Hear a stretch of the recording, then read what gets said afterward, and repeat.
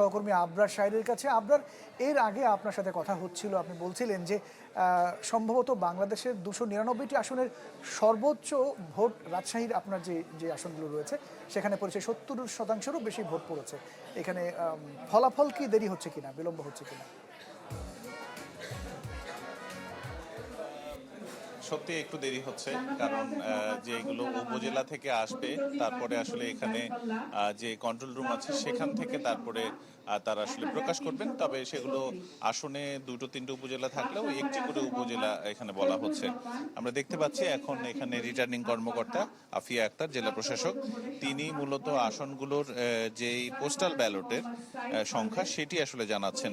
আমি যদি বেসরকারিভাবে এখন উপজেলা থেকে প্রাপ্ত যে 6টি আসনের ফলাফল সেগুলো যদি আপনাদের জানাই তাহলে একটু শুনবেন।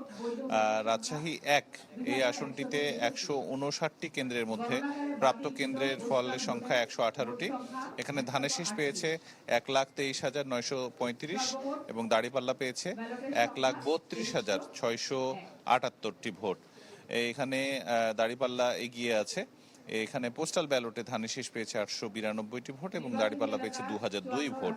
রাজশাহী 2 সদর আসনে এখানে 116টি কেন্দ্রের মধ্যে আমরা পেয়েছি 114টি কেন্দ্রের ফল।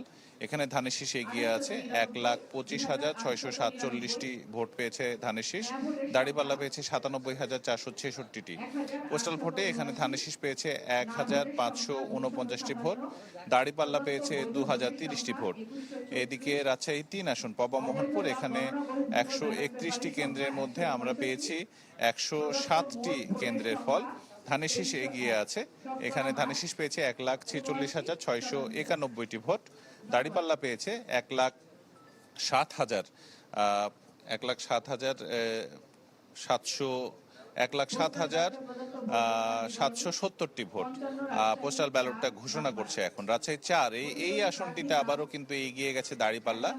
122টি কেন্দ্রের 122টিরই আমরা ফলাফল পেয়েছি উপজেলা থেকে। এখানে দাড়িপাল্লা পেয়েছে 1,03,621 ভোট, ধানের শীষ পেয়েছে 96,832 ভোট।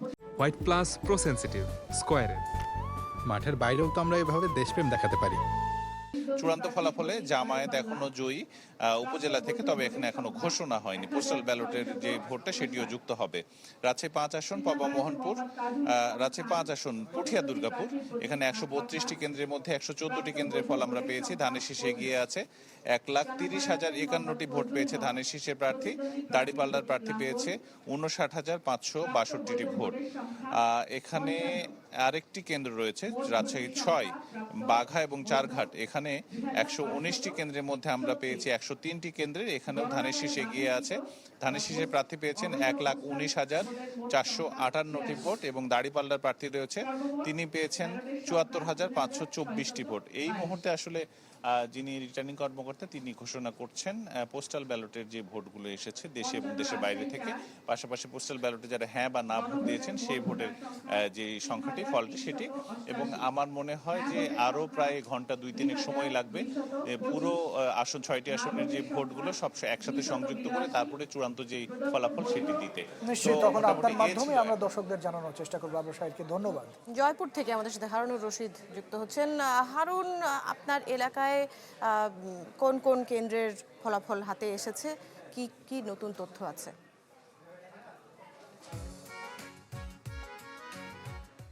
দুটি আসন জয়পুরহাট 1 সদর উপজেলা এবং 5 মিলে জয়পুরহাট 1 আসন এবং জয়পুরহাটের 2 আসন কালাই খেতলাল আক্কেলপুর। তো জয়পুরহাটের 2 আসনে কিন্তু বেসরকারিভাবে যেখানে এখন পর্যন্ত জয়ী হয়েছেন তিনি ধানের শীষ মার্কার প্রতীক নিয়ে দাঁড়িয়েছিলেন আব্দুল বারী, তিনি পেয়েছেন 1,57,128 ভোট এবং তার নিকটতম প্রতিদ্বন্দ্বী জামাতে ইসলামের প্রার্থী রাশিদুল আলম সবুজ, তিনি পেয়েছেন 91,012 ভোট।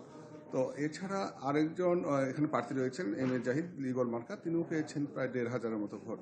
তো সব মিলিয়ে কিন্তু জয়পুরহাটে এক আসন, এই এক আসনে কিন্তু এখানে যে বিএনপির যে এলাকা ছিল দুর্গভাবে পরিচিত, সেখানে কিন্তু এবার জামায়াতের কিন্তু একটা ভালো, এখন পর্যন্ত আরো কয়েকটি ফলাফলের কেন্দ্র বাকি আছে, 151টি কেন্দ্র, এর মধ্যে কিন্তু এখন পর্যন্ত 137টি পেয়েছে, সেখানেও কিন্তু প্রায় এখনো প্রায় 10,000 ভোটে এগিয়ে আছে জামায়াত প্রার্থী।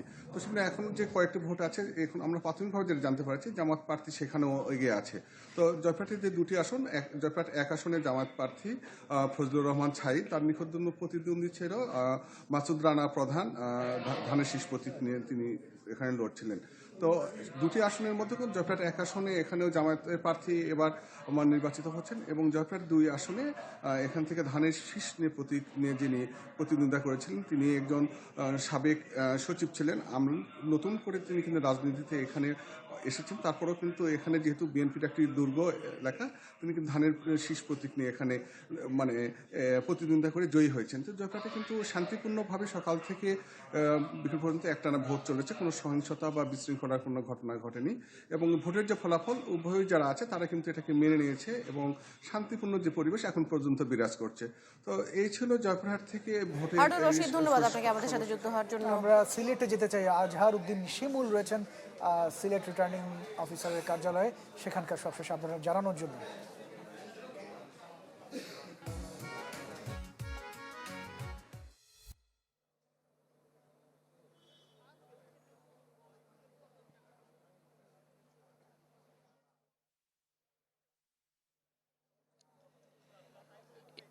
ইমতিয়াজ, দেখুন আমরা সারাদিনেই কিন্তু সিলেটের যে 6টি আসন রয়েছে 6টি আসনে ঘুরেছি, এবং এখন পর্যন্ত আমরা আসলে এখানে যে রিটার্নিং কর্মকর্তা রয়েছেন বা তার টিম রয়েছেন তারা এখনো পৌঁছাননি। প্রায় 11:30 বাজতে চললো। আমরা যোগাযোগ করেছিলাম, তারা বলছিলেন যে 12টার আগে তারা এখানে এসে আনুষ্ঠানিকভাবে যে ফলাফল তাদের হাতে এসেছে সেগুলো তারা প্রকাশ করবেন। তবে আমরা বিভিন্ন প্রিজাইডিং কর্মকর্তা এবং স্থানীয় সূত্রে আমরা এখন পর্যন্ত আসলে বলা চলে মোটামুটি নিশ্চিত হয়ে গিয়েছে যে সিলেটের যে 6টি আসন 6টি আসনের মধ্যে বিএনপি 5টি আসনে জয়লাভ করেছে, এবং একটিতে জামায়াতের যে 11 দলীয় জোটের একজন প্রার্থী সিলেট 5 আসনে তিনি জয়ী হয়েছেন।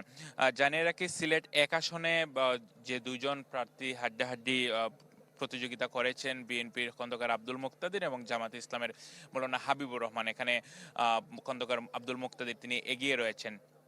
আমরা শুরুতেই বলেছিলাম যে সিলেট 2 আসনে অনেকটাই নির্ভর ছিল বিএনপি। সেখানে গুম হওয়া ইলিয়াস আলীর পত্নী তাহসিনা রুজদিল লুনা সেখানে নির্বাচন করেছেন খেলাফত মজলিসের মুনতাসির আলীর বিপক্ষে। সেখানে তিনি লক্ষাধিক ভোট পেয়ে জয়ী হয়েছেন তাহসিনা রুজদিল লুনা।